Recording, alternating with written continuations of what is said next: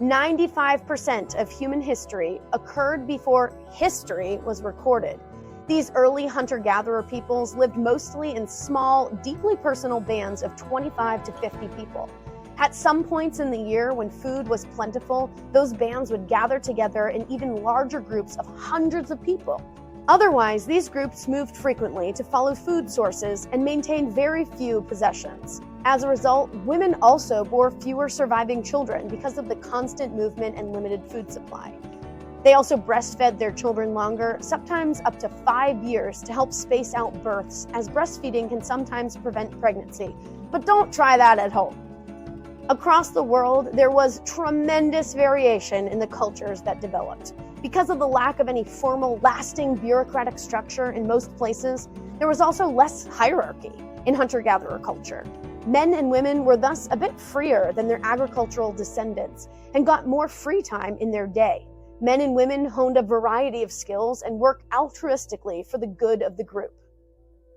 Roles and tasks were often differentiated by gender. Despite the fairer social structure, this was by no means a golden age for women.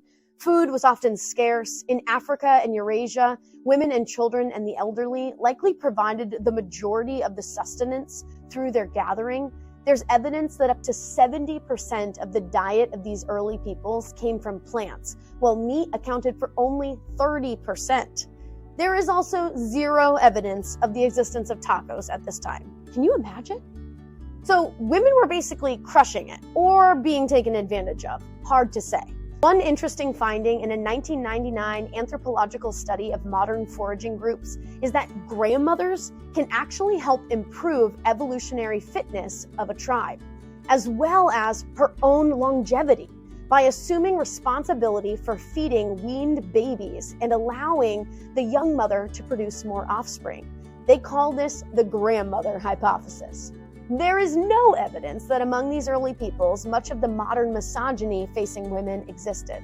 Although it's hard to know, there's little evidence of rape, domestic abuse, or emphasis on female virginity, staples of almost every society following this era.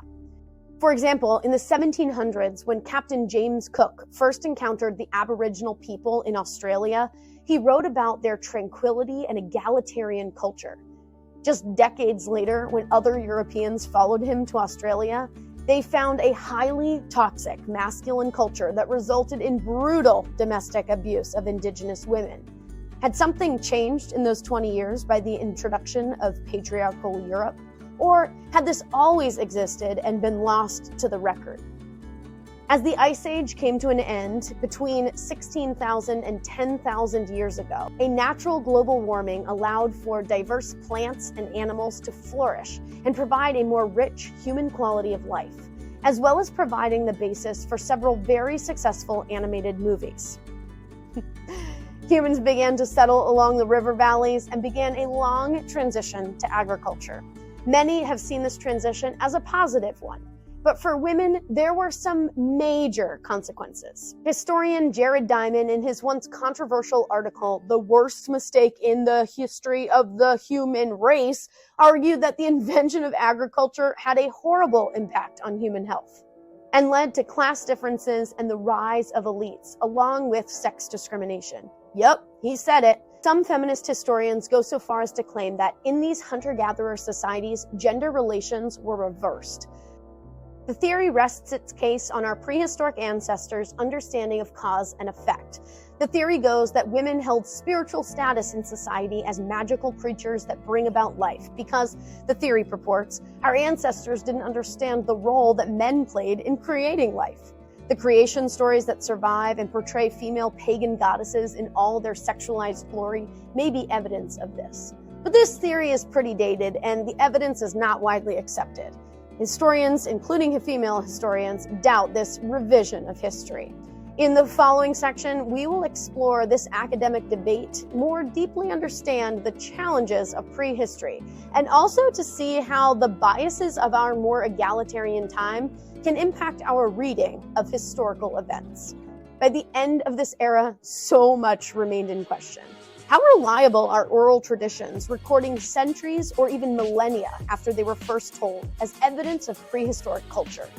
Isn't that just a thousands of year old game of telephone? Would humans roam the earth forever?